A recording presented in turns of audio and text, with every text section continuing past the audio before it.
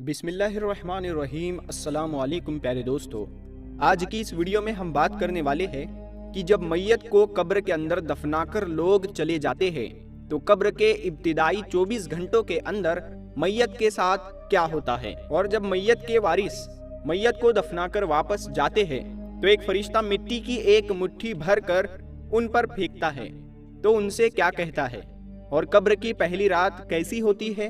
प्यारे दोस्तों, ये बात यकीनी है कि हर एक को मौत का जायजा चखना है।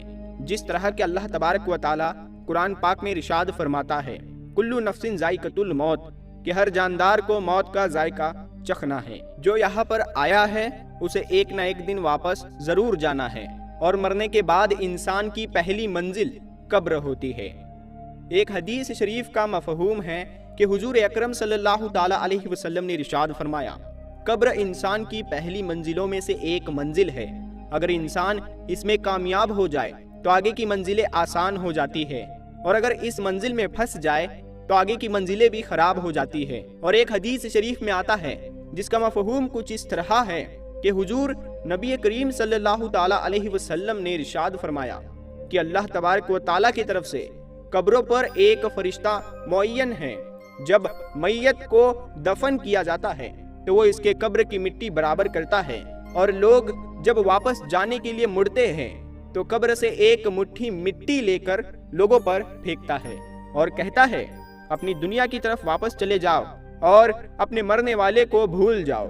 प्यारे दोस्तों, हजरत अली रदी अल्लाह ताला अन्हु ने इरशाद फरमाया कि मैंने नबी करीम सल्लल्लाहु ताला अलैहि वसल्लम को ये फरमाते हुए सुना कि इंसान के मुश्किल तरीन रात कब्र की पहली रात है, क्योंकि जब इसके दोस्त, अहबाब, रिश्तेदार, औलाद और इसको दफनाने वाले इसको दफना कर चले जाते हैं तो वो इंसान रोता रहता है।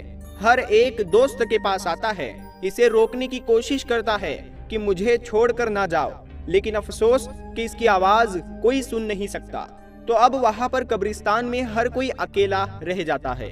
तब हमारा सामना इन फरिश्तों से होता है जो हमारे आमाल होते हैं। अब वो किस शक्ल में हमारे पास आते हैं, अच्छे या बुरे, इस बारे में कोई कुछ नहीं कह सकता। तब वो हमसे इस दुनिया में गुजारी हुई जिंदगी के मुतालिक सवाल करेंगे, जिन सवालों के जवाब हमारी जिंदगी में मौजूद है जब तक हम सांस ले रहे हैं।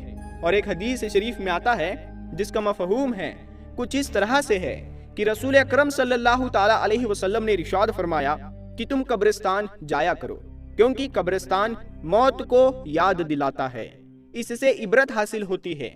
मैंने अपने रब से अपनी वालिदा की कब्र पर जाने की इजाजत मांगी थी, मुझे इसकी इजाजत मिल गई, लिहाजा तुम भी कब्रिस्तान जाया करो। इससे दुनिया कुछ नहीं है और ये एहसास होता है और आखिरत की याद आती है। हजरत सईदना सईद बिन मुसैयब रदी अल्लाह ताला अन्हु इरशाद फरमाते हैं कि एक मर्तबा हम मौलाए कायनात शेर खुदा हजरत अली रदी अल्लाह ताला अन्हु के साथ मदीना मुनव्वरा के कब्रिस्तान गए। हजरत अली रदी अल्लाह ताला अन्हु ने कब्र वालों को सलाम किया और फरमाया, ऐ कब्र वालों, तुम अपनी खबर बताओ या हम तुम्हें बताएं। हजरत सईद बिन मुसैयब रदी अल्लाह ताला अन्हु फरमाते हैं कि हमने कब्र से वालेकुम अस्सलाम व रहमतुल्लाहि व बरकातहू की आवाज सुनी, और कोई कहने वाला कह रहा था, ऐ अमीरुल मोमिनीन, आप ही खबर दीजिए कि हमारे मरने के बाद दुनिया में क्या हुआ। हजरत अली रदी अल्लाह ताला अन्हु ने इरशाद फरमाया, सुन लो, तुम्हारे माल तकसीम हो गए, तुम्हारी बीवियों ने दूसरा निकाह कर लिया, तुम्हारी औलाद यतीमों में शामिल हो गई, जिस मकान को तुमने बहुत मजबूत बनाया था इसमें तुम्हारे दुश्मन आबाद हो गए। फिर हजरत मौला अली रदी अल्लाह ताला अन्हु ने इरशाद फरमाया, अब तुम अपना हाल सुनाओ। ये सुनकर एक कब्र से आवाज आने लगी, ऐ अमीरुल मोमिनीन, हमारे कफन फटकर तार तार हो गए, हमारे बाल झड़कर मुंतशिर हो गए, हमारी खाले टुकड़े टुकड़े हो गए, हमारी आंखें बहकर रुखसारों पर आ गई, और हमने जो नेक अमाल किए थे इनको पाया, जो कुछ पीछे छोड़ा इसमें हमारा नुकसान हुआ। प्यारे दोस्तों, रिवायत में आता है कि जब मुर्दे को कब्र में रखा जाता है तो इसकी नमाज इसकी दाई तरफ आकर खड़ी हो जाती है और रोजा बाएं तरफ खड़ा हो जाता है। कुरान मजीद की तिलावत और अल्लाह तबारक व ताला का जिक्र सर की तरफ आकर खड़ा हो जाता है, और जमात के साथ पढ़ने को جو قدم چلے تھے وہ پاؤں کی طرف کھڑے ہو جاتے ہیں۔ جب عذاب اس قبر میں اپنی گردن نکالتا ہے اور مردے تک پہنچنا چاہتا ہے، اگر عذاب دائیں طرف سے آتا ہے تو اس کو نماز کہتی ہے، پرے ہٹ، خدا کی قسم یہ شخص دنیا میں بہت مشقت اور مصیبت اٹھاتا رہا، ابھی اسے ذرا آرام کرنے دو۔ پھر عذاب بائیں طرف سے اندر آنا چاہتا ہے تو روزہ اسی طرح سے اس کو ہٹا دیتا ہے۔ پھر وہ سر کی طرف سے آنا چاہتا ہے تو تلاوت قرآن مجید، ذکر الہی اس کو روک دیتے ہیں اور اس سے کہتے ہیں ادھر تیرا راستہ نہیں ہے۔ غرض یہ کہ وہ جس طرف سے بھی آنا چاہتا ہے اس کو راستہ نہیں ملتا، لہٰذا وہ عذاب عاجز اور کمزور ہو کر واپس چلا جاتا ہے۔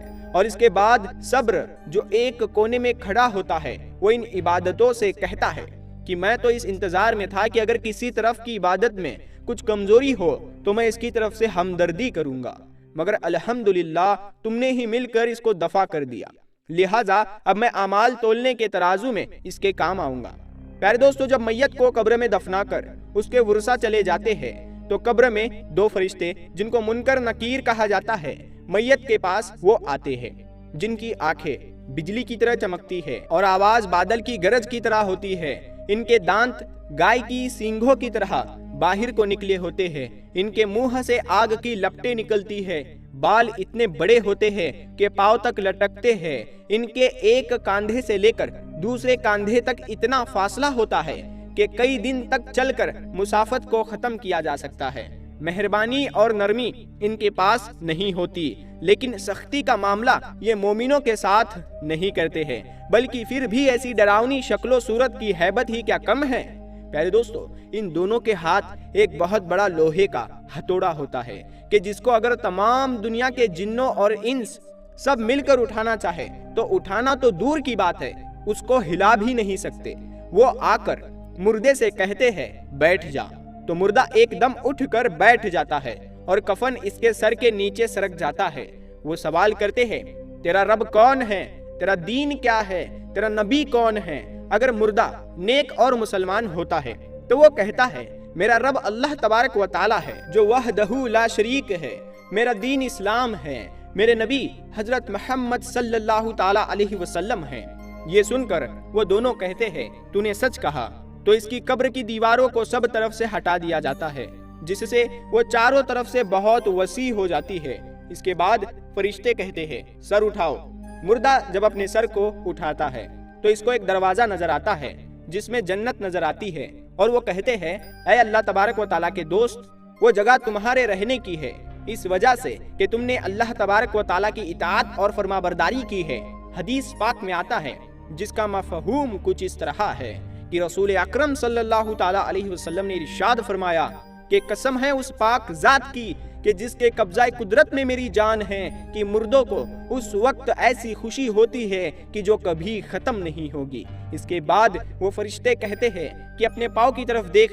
جب وہ دیکھتا ہے تو وہ دوزخ کا دروازہ نظر آتا ہے جس سے دوزخ کا حال نظر آتا ہے۔